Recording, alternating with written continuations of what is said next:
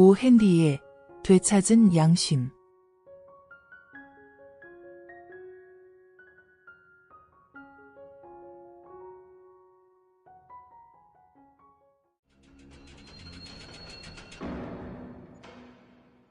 교도소 구두수선 공장에서 일하던 지미 발렌타인에게 간수가 다가왔습니다. 주지사의 사면장이 도착했으니 소장실로 가라는 명령이었습니다. 지미는 말없이 소장실로 향했습니다. 소장은 그에게 사면장을 건네며 다음 날 아침이면 자유의 몸이 될 것이라고 일러주었습니다. 하지만 지미는 그저 무덤덤하게 그 사면장을 받아줄 뿐이었습니다. 소장이 짐짓 엄한 목소리로 말했습니다.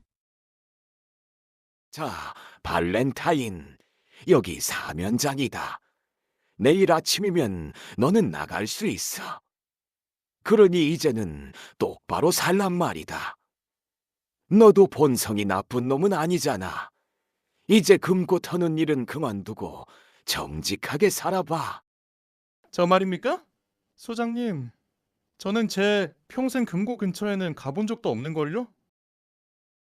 소장은 어이가 없다는 듯 웃으며 대꾸했습니다. 허허, 그래. 그럼 지난번 스프링필드 사건은 어떻게 된 거지? 네가 그곳에 있었다는 걸 증명하려고 벤 프라이스 형사가 얼마나 애를 먹었는지 잊었나? 아니면 배심원들이 너를 미워해서 억지로 집어넣었다고 말하고 싶은 건가? 너희 같은 놈들은 늘 그런 식이지. 저 말입니까? 저는 스프링필드에 가본 적도 없습니다.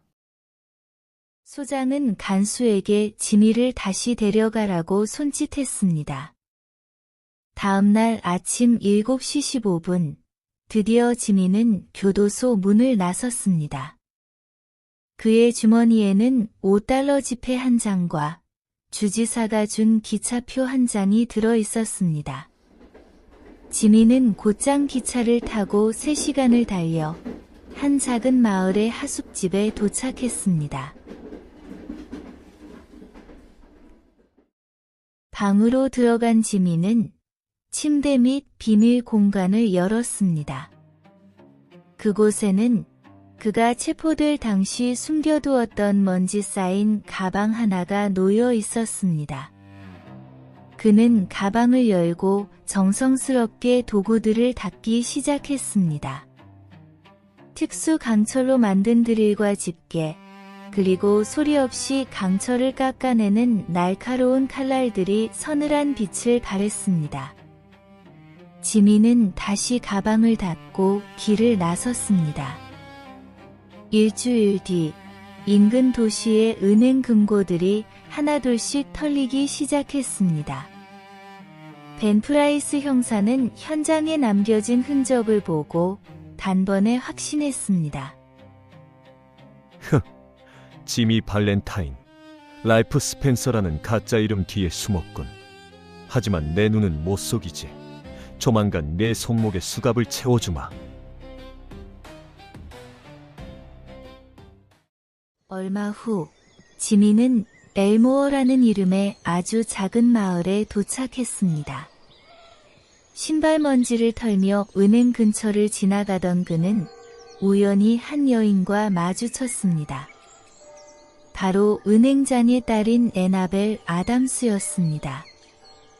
그녀를 본 순간 지미는 이전의 자신을 완전히 잊어버리고 말았습니다. 마치 마법에 걸린 것처럼 말입니다. 그는 근처를 지나가던 소년에게 모르는 척 물었습니다. 저기 지나가는 아가씨가 누구인지 혹시 알고 있니? 아, 저분요. 우리 마을 은행장님 댁따님인 애나벨 아담스 누나예요. 그날 이후 전설의 금고털이 지미 발렌타인은 세상에서 사라졌습니다.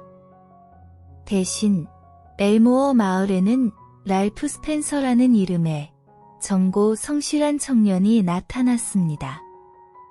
그는 구두 가게를 차렸습니다. 지미의 구두 수선 기술은 아주 뛰어났고 무엇보다 진심으로 정직하게 일했습니다.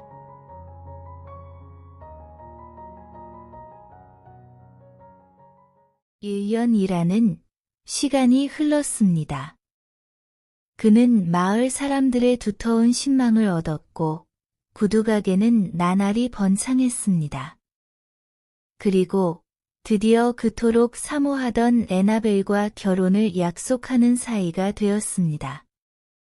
지미는 이제 자신의 과거를 영원히 묻어버리기로 결심하고 옛 친구에게 편지를 썼습니다.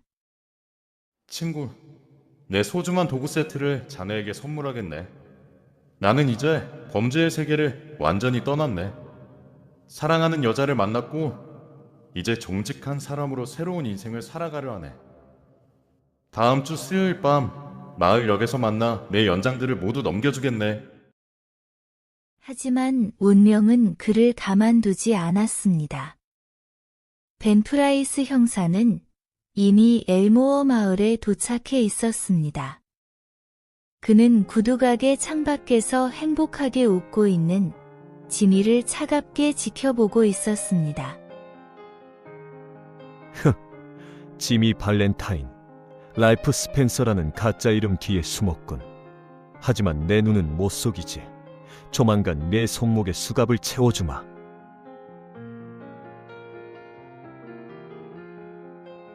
결혼식을 며칠 앞둔 어느 날이었습니다. 애나벨의 아버지는 새로 들여온 최첨단 금고를 가족들에게 자랑하기 위해 모두를 은행으로 초대했습니다. 지미 역시 예비사위로서 친구에게 전해주려던 가방을 어깨에 맨 채 그 자리에 함께했습니다. 가족들이 금고의 육중한 문을 구경하며 즐거워하던 바로 그때 비극적인 사고가 발생했습니다. 애나벨의 조카 메이가 장난을 치다 그만 금고 안으로 들어갔고 다른 아이가 무심코 문을 닫아버린 것입니다.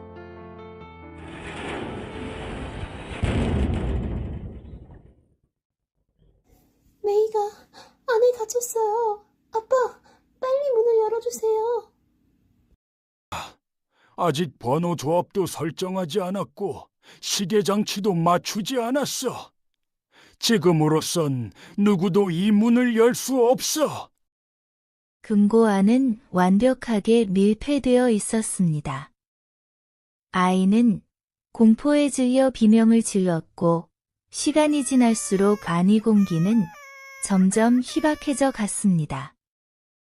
아이의 어머니는 실성한 듯 금고 문을 두드렸고 애나벨은 절망적인 표정으로 지미의 팔을 붙잡았습니다. 랄프, 제발 우리 메이를 구해주세요. 당신이라면 무엇이든 할 수 있잖아요. 제발 저 문을 어떻게 좀 해봐요. 지미는 애나벨을 물끄러미 바라보았습니다. 그의 입가에는 기묘할 정도로 차분한 미소가 번졌습니다. 그는 이미 알고 있었습니다. 지금 이 가방을 여는 순간 모든 것이 끝난다는 것을. 지난 1년간 살아온 랄프 스펜서로서의 삶도 애나벨의 믿음도 여기서 멈출 것이라는 것을요. 하지만 지미는 주저없이 코트를 벗어 던졌습니다. 모두 뒤로 물러나세요. 애나벨, 잠시만 비켜줘요. 그는 가방을 열고 정교한 도구들을 펼쳤습니다. 주변의 경악 섞인 시선은 아랑곳하지 않은 채 그는 마치 마법을 부리듯 금고 다이얼을 돌리고 구멍을 뚫기 시작했습니다. 전설적인 금고털이 지미 발렌타인이 돌아온 것입니다. 단 10분이었습니다. 육중한 강철문이 열렸고 아이는 무사히 가족의 품에 안겼습니다. 지미는 아무 말 없이 연장을 챙겨 코트를 입었습니다. 그리고 은행 문을 향해 천천히 걸어 나갔습니다. 그곳에는 자신을 잡으러 온 벤 프라이스 형사가 길을 막고 서 있었습니다. 지미는 체념한 듯 엷은 미소를 띠며 말했습니다. 안녕하신가, 벤 프라이스 형사. 결국 여기까지 오셨군. 자, 이제 나를 데려가시지. 하지만 형사는 수갑을 꺼내지 않았습니다. 그는 지미를 빤히 바라보더니 믿기 힘든 표정으로 이렇게 대답했습니다. 사람을 잘못 보신 것 같군요, 스펜서 씨. 나는 당신을 모릅니다. 그리고 당신을 데려갈 이유도 없지요. 벤 프라이스 형사는 그대로 뒤돌아 거리의 어둠 속으로 사라졌습니다. 지미는 멀어지는 형사의 뒷모습을 보며 자신이 진정으로 되찾은 것이 금고 안의 아이뿐만이 아님을 깨달았습니다. 그것은 바로 오랫동안 잃어버렸던 자신의 양심이었습니다.